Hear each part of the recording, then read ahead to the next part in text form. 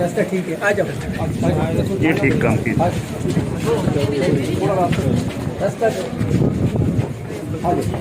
चाचा मेरे कुछ आगे आगे आगे आगे हो मैं वाडे को नहीं आंदा तुम यार रास्ता छोड़ दो बिल्कुल अपनी छोटे भाई पीछे गिफ्टी कर दे जाओ। हाँ ऐसा वो पीछे ख्याल है कि पिलर पिलर भी आने टकराव हो जावे। Zahir, you want to say something? Any regrets? साहब डाल दिया होगा।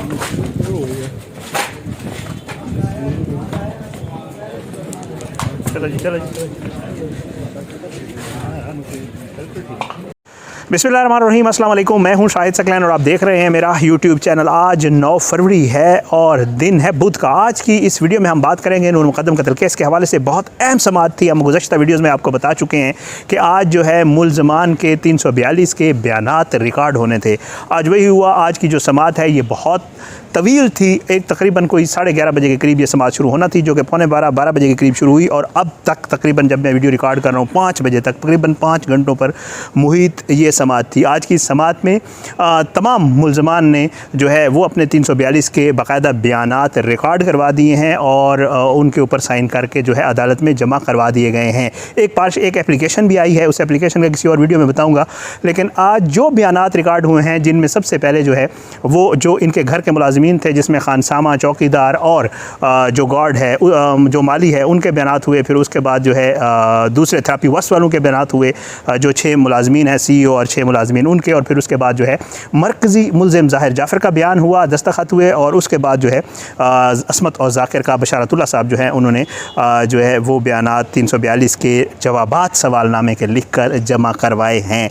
मैं बाकी सारी चीज़ें किसी और वीडियोज़ में, बल्कि क्योंकि वीडियोज़ बनेंगी एक वीडियो नहीं बनेगी, बताऊंगा। लेकिन ज़ाहिर जाफ़र का बयान जो है बहुत अहमियत का हामिल है और उसके बयान में से एक 22 नंबर का जो सवाल है, सिर्फ उसका जो जवाब है वो मैं आज की इस वीडियो में आपके सामने रखूँगा, क्योंकि वही तकरीबन ये सारी तफसील, क्योंकि उसमें उसने एक पूरी तफसील और पूरा एक क्रिएट किया गया है, जो बताया गया है वो हम वीडियोज़ में पहले नहीं बता चुके हैं।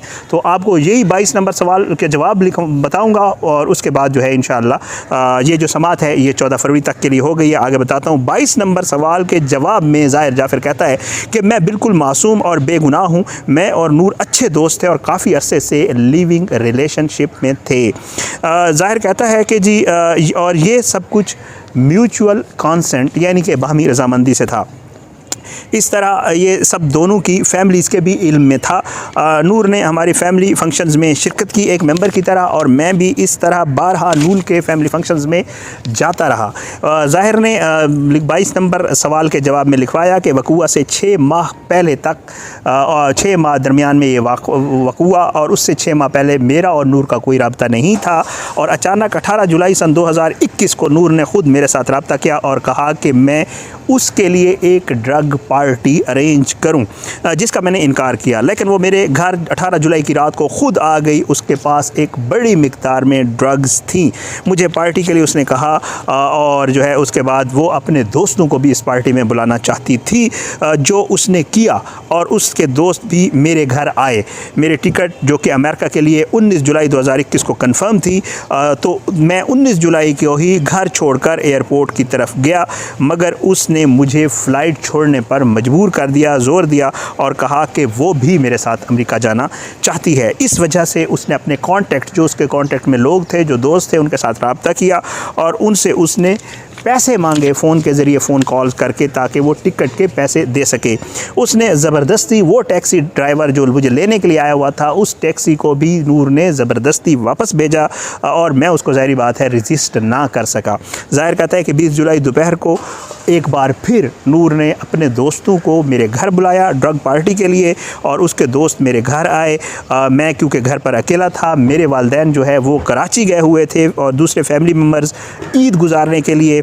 बहरहाल मेरे घर में जो है वो पार्टी शुरू हुई और हम सब जो है, मैं, नूर और जो बाकी पार्टिसिपेंट्स थे, हमने मंशियात का बहुत ज़्यादा नशा किया। इस दौरान जो है वो ज़ाहिर को फिर कुर्सी पर भी बिठा दिया गया क्योंकि खड़ा था और उसके बाद जज ने कहा कि जी इसको कुर्सी पे थका हुआ लग रहा था और उसको कुर्सी पे बिठा गया। वो कहता है कि जी तमाम दूसरों और नूर की तरह मैंने भी भरपूर नशा किया और हम अपने सेंसेस में नहीं रहे। और कई घंटों के बाद जब मुझे होश आया तो मैंने अपने आप को बंधा हुआ अपने घर के टीवी लाउंज में पाया। और कुछ वक्त के बाद जो है सिविल कपड़ों में और पुलिस के यूनिफॉर्म में कुछ लोग आए जिन्होंने वहाँ से मुझे निकाला। बाद में मुझे पता चला होश आने के बाद कि नूर को किसी ने कत्ल कर दिया है। और ये उसने फिर आगे लिखवाया कि नूर को किसी ने कत्ल कर दिया है ड्रग पार्टी में शामिल लोगों में से। मैं और मेरे वालिदैन जो है हमें गलत तरीके से इस केस में शामिल किया गया है, क्योंकि ये वाक़या जो है मेरे घर में पेश आया। ये कहना भी गलत ना होगा कि पुलिस और दूसरे लोगों के आने से पहले मुद्दई यानी नूर के वालिद शौकत मुक़द्दम साहब और उसके रिश्तेदार मेरे घर पर थे। उन्हें इस वाक़ये का बेहतर तौर पर इल्म होगा, मगर पुलिस ने उनसे तफ्तीश नहीं की। आगे जो है वो उन्होंने जो है सोशल मीडिया फायरवर्क यानी वर्ल्डली जो गोलाबारी जिसको कह सकते हैं, और सोशल मीडिया पर जो है वो कहते हैं कि प्रोसिक्यूशन के एविडेंस से पहले ही मुझे गिल्टी डिक्लेयर कर दिया गया। ज़ाहिर जाफ़र लिखवाता है कि जी बुरे तरीके से मुझे पेश किया गया, क्योंकि मुद्दई यानी शौकत मुक़द्दम जो हैं वो एक ताकतवर और इन्फ्लुएंशियल आदमी हैं। और इस वक़ूआ के बाद मुद्दई जो है उन्होंने और एक प्रेस कॉन्फ्रेंस की जिसमें उनके साथ जो है वो स्टेट मिनिस्टर शहबाज गिल साहब भी जो है वो मौजूद थे, जिससे उन्होंने उसके ताल्लुकात जो मुद्दई के ताल्लुकात के हवाले से बताया था, जो कि वो कहते हैं कि रिपल्सिव बियॉन्ड वर्ड्स है।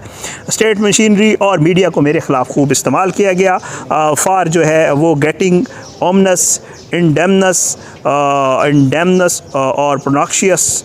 और उसके बाद बुश बेटर लिखवाया उन्होंने। और उसके बाद वो लिखवाते हैं कि जी वैसे भी वो कहते हैं जब एक आम आदमी जो है वो इनोसेंट ही होता है। स्टेट मशीनरी के मिलाप से जो तफ्तीशी एजेंसी थी उसने मुझे और मेरी फैमिली को इस केस में फंसाया है। इस वक़ूआ के वक्त SSP उस वक्त के SSP जो उस वक्त थे इस्लामाबाद मुस्तफ़ा तनवीर जो है उसने जाए वक़ूआ का दौरा किया था। ये ज़ाहिर ने अपने 342 के स्टेटमेंट में लिखवाया है।